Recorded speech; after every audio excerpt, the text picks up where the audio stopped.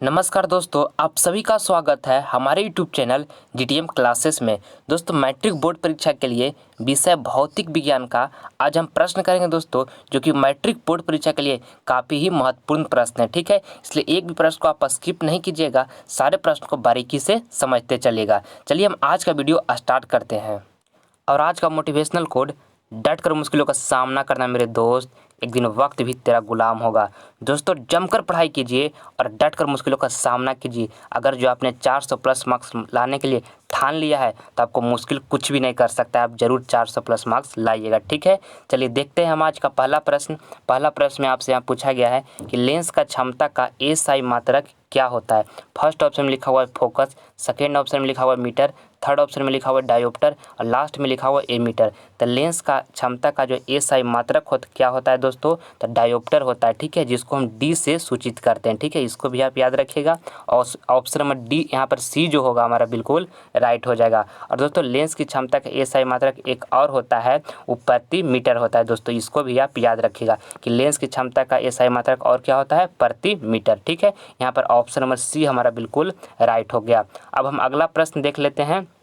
दूसरा नंबर प्रश्न में आपसे यहाँ पूछा गया है कि मोटर गाड़ी के चालक के सामने कौन दर्पण रहता है। और फर्स्ट ऑप्शन में लिखा हुआ है समतल, सेकेंड ऑप्शन में लिखा हुआ है अवतल और यहाँ थर्ड ऑप्शन में लिखा हुआ है उत्तल और लास्ट ऑप्शन में लिखा है इनमें से कोई नहीं। तो मोटर गाड़ी के चालक के सामने दोस्तों कौन दर्पण रहता है, तो उत्तल दर्पण रहता है। ठीक है दोस्तों, ऑप्शन नंबर यहाँ पर हमारा बी जो होगा बिल्कुल राइट हो जाएगा। और दोस्तों, अवतल दर्पण जो होता है हजामत बनाने के लिए प्रयोग किया जाता है। ठीक है, इसको भी आप याद रखिएगा।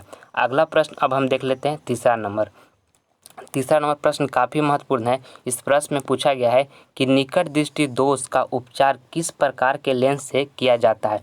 फर्स्ट ऑप्शन में लिखा हुआ है अभिसारी, सेकेंड ऑप्शन में लिखा हुआ है अपसारी और थर्ड ऑप्शन में लिखा हुआ है उत्तल और लास्ट ऑप्शन में लिखा हुआ है बाईफोकल। तो दोस्तों, निकट दृष्टि दोष, जिसको निकट की वस्तु स्पष्ट दिखाई देता है, दूर की वस्तु स्पष्ट दिखाई नहीं देता है, इसका उपचारण के लिए दोस्तों हम किस लेंस का उपयोग करते हैं, तो अवतल लेंस का उपयोग करते हैं दोस्तों। और अवतल लेंस को ही हम अपसारी लेंस भी कहते हैं। ठीक है, तो ऑप्शन नंबर बी में अपसारी लेंस लिखा हुआ है, जो कि हमारा बिल्कुल राइट आंसर हो जाएगा। ये भी याद रखिएगा कि हम अवतल लेंस को ही अपसारी लेंस कहते हैं। ठीक है, तो ऑप्शन नंबर बी यहाँ पर हमारा बिल्कुल राइट हो जाएगा।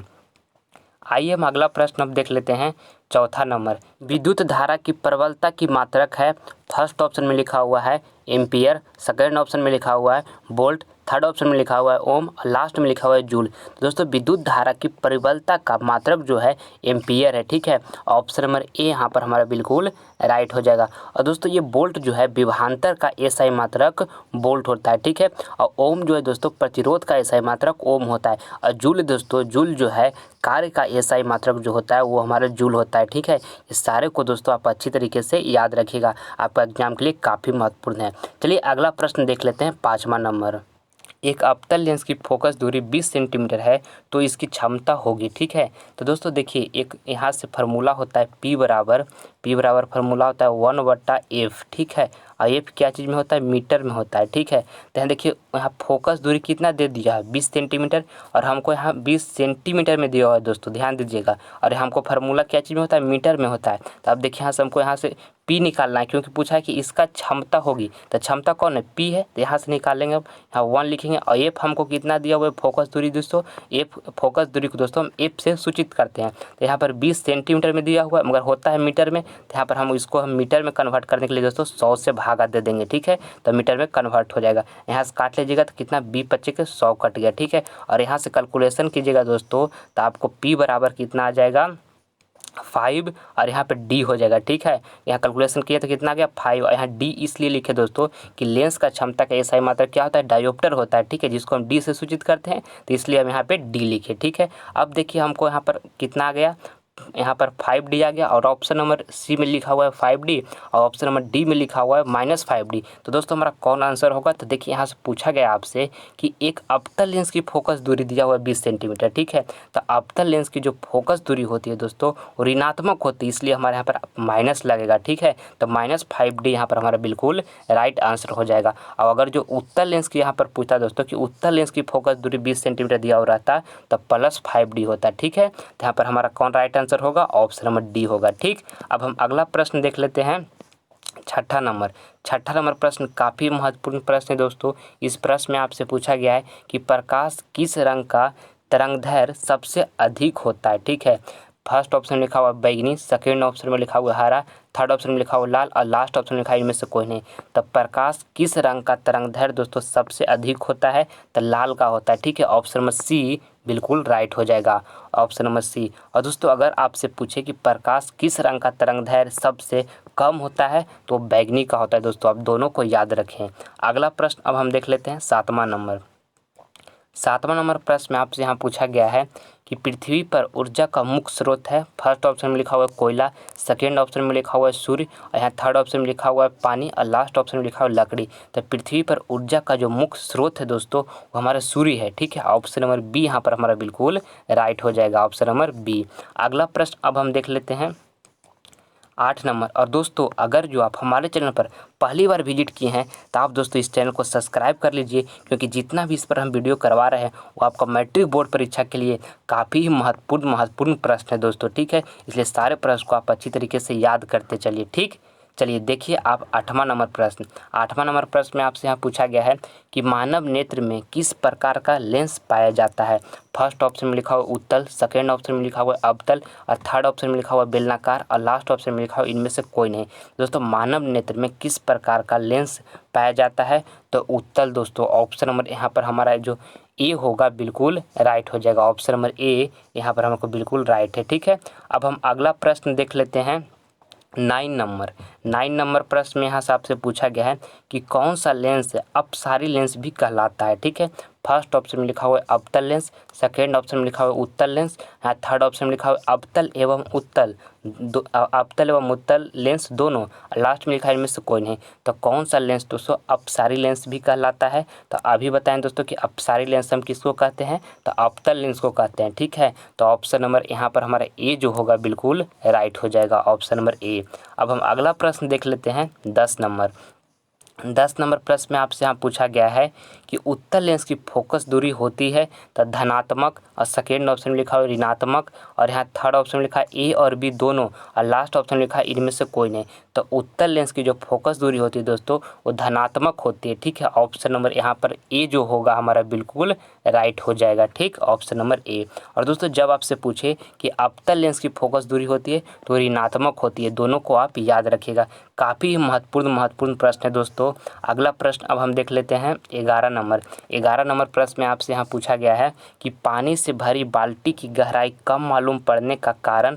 फर्स्ट ऑप्शन में लिखा है प्रकाश का परावर्तन होता है, सेकेंड ऑप्शन में लिखा है प्रकाश का अपवर्तन होता है, यहाँ थर्ड ऑप्शन में लिखा है प्रकाश का वर्ण विक्षेपण होता है और लास्ट ऑप्शन में लिखा है इनमें से कोई नहीं होता है। ठीक है दोस्तों, पानी से भरी बाल्टी की गहराई कम मालूम पड़ने का जो कारण होता है वो प्रकाश का अपवर्तन होता है। ठीक है, ऑप्शन नंबर बी दोस्तों यहाँ पर हमारा बिल्कुल राइट हो जाएगा, ऑप्शन नंबर बी। अब हम अगला प्रश्न देख लेते हैं 12 नंबर प्रश्न में आपसे यहाँ पूछा गया है कि ताप बढ़ने से चालक का प्रतिरोध, और फर्स्ट ऑप्शन में लिखा हुआ है बढ़ता है, सेकेंड ऑप्शन में लिखा हुआ है घटता है और थर्ड ऑप्शन में लिखा हुआ है बढ़ता घटता नहीं है और लास्ट ऑप्शन में लिखा है इनमें से कोई नहीं।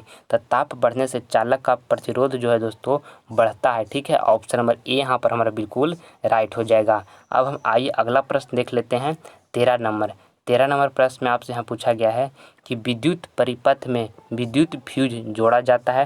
फर्स्ट ऑप्शन में लिखा हुआ अर्ध तार में, सेकेंड ऑप्शन में लिखा हुआ उदासीन तार में और यहाँ थर्ड ऑप्शन में लिखा हुआ है विद्युतमय तार में और लास्ट ऑप्शन में लिखा हुआ है ठंडा तार में। ठीक है, तो विद्युत परिपथ में दोस्तों विद्युत फ्यूज जो जोड़ा जाता है वो विद्युतमय तार में जोड़ा जाता है। ठीक है ना, तो ऑप्शन नंबर सी यहाँ पर हमारा बिल्कुल राइट आंसर हो जाएगा।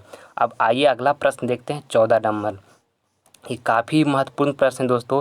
14 नंबर इस प्रश्न में आपसे यहाँ पूछा गया है कि जरा दृष्टि दोष का उपचार किस प्रकार का लेंस से किया जाता है। ठीक है, तो दोस्तों जरा दृष्टि दोष जो है किस प्रकार का लेंस से किया जाता है, तो फर्स्ट ऑप्शन में लिखा हुआ अभिसारी, सेकेंड ऑप्शन में लिखा हुआ अवतल और यहाँ थर्ड ऑप्शन में लिखा हुआ है अपसारी और लास्ट में लिखा है बाईफोकल। तो दोस्तों जरा दृष्टि दोष जो है ये ओल्ड एज में होता है, कहने का मतलब दोस्तों बूढ़ा बुजुर्ग लोग को जरा दृष्टि दोष होता है। ठीक है, ये यंग लोग को नहीं होता है। ठीक है, और इसमें जरा दृष्टि दोष में दोस्तों दूर की वस्तु भी स्पष्ट नहीं दिखाई देता है और नज़दीक की वस्तु भी स्पष्ट दिखाई नहीं देता है। ठीक है, इसका उपचारण के लिए दोस्तों हम जो प्रयोग करते हैं बाईफोकल लेंस प्रयोग करते हैं, ठीक है। और बाईफोकल लेंस में दोस्तों उत्तल लेंस और अवतल लेंस दोनों रहता है, ठीक है, क्योंकि यहाँ के जरा दृष्टि दोष में ना तो दूर की वस्तु दिखाई देता है और ना ही नज़दीक की, ठीक है। तो ऑप्शन नंबर यहाँ पर हमको डी होगा जो बिल्कुल राइट आंसर हो जाएगा दोस्तों। काफ़ी महत्वपूर्ण प्रश्न है ये वाला, ठीक है, इसको आप याद रखिएगा। चलिए अगला प्रश्न अब हम देख लेते हैं 15 नंबर। 15 नंबर प्रश्न में यहाँ से आपसे पूछा गया है कि सोलर कुकर में किस दर्पण का प्रयोग किया जाता है। फर्स्ट ऑप्शन में लिखा है उत्तल, सेकंड ऑप्शन में लिखा है अवतल, थर्ड ऑप्शन में लिखा है उत्तल और अवतल दोनों, और लास्ट में लिखा है इनमें से कोई नहीं। तो सोलर कुकर में दोस्तों सोलर कुकर में किस दर्पण का प्रयोग किया जाता है, तो इसका हमारा अवतल दर्पण का प्रयोग किया जाता है दोस्तों। ऑप्शन नंबर बी यहाँ पर हमारा बिल्कुल राइट हो जाएगा। अगला प्रश्न अब हम देख लेते हैं 16 नंबर। 16 नंबर प्रश्न में आपसे यहाँ पूछा गया है कि निकट दृष्टि दोष वाले व्यक्ति के चश्मे में होता है।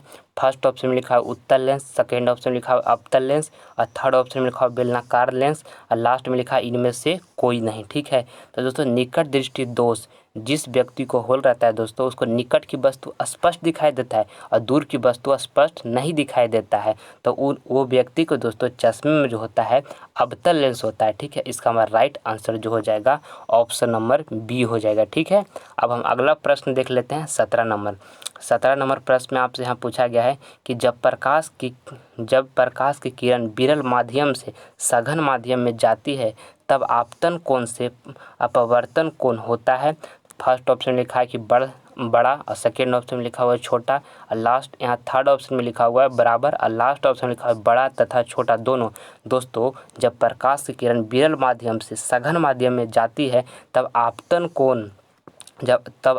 कोण से अपवर्तन कोण जो होता है दोस्तों छोटा होता है, ठीक है।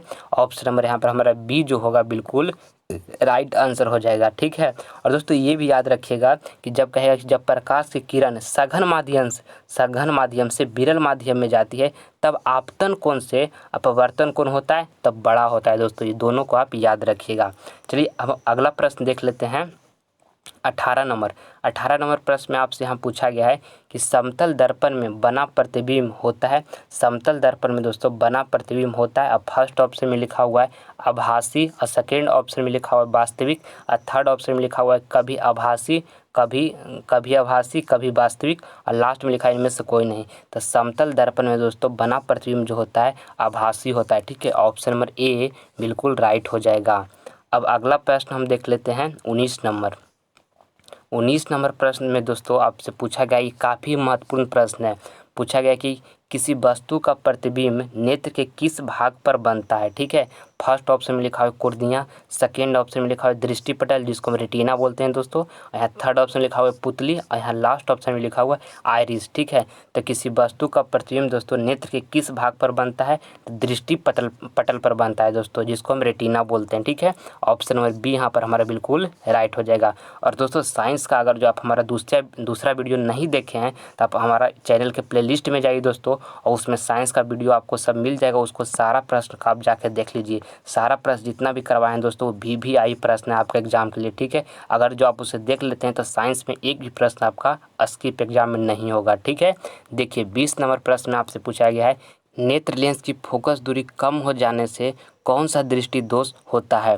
फर्स्ट ऑप्शन में लिखा हुआ है निकट दृष्टि दोष, सेकेंड ऑप्शन में लिखा है दूर दृष्टि दोष और थर्ड ऑप्शन में लिखा है जरा दूरदर्शिता और यहाँ लास्ट में लिखा है इनमें से कोई नहीं, ठीक है। तो दोस्तों नेत्र लेंस की फोकस दूरी कम हो जाने से कौन सा दृष्टि दोष होता है, तो निकट दृष्टि दोष होता है दोस्तों। ऑप्शन नंबर ए यहाँ पर हमारा बिल्कुल राइट हो जाएगा। और दोस्तों जब आपसे पूछे कि नेत्र लेंस की फोकस दूरी अधिक हो जाने से कौन सा दृष्टि दोष होता है, तो अधिक हो जाने से दोस्तों दूर दृष्टि दोष होता है, ठीक है। ये दोनों को आप याद रखिएगा। मैं उम्मीद करता हूं दोस्तों कि वीडियो आपको पसंद आया होगा, तो प्लीज़ आपसे लाइक करें, अपने दोस्तों में शेयर करें और आप हमारे चैनल पर नए हैं तो आपसे सब्सक्राइब कर लें ताकि आने वाले वीडियो को आप मिस ना कर सकें। मिलते हैं अगले वीडियो में, तब तक के लिए जय हिंद।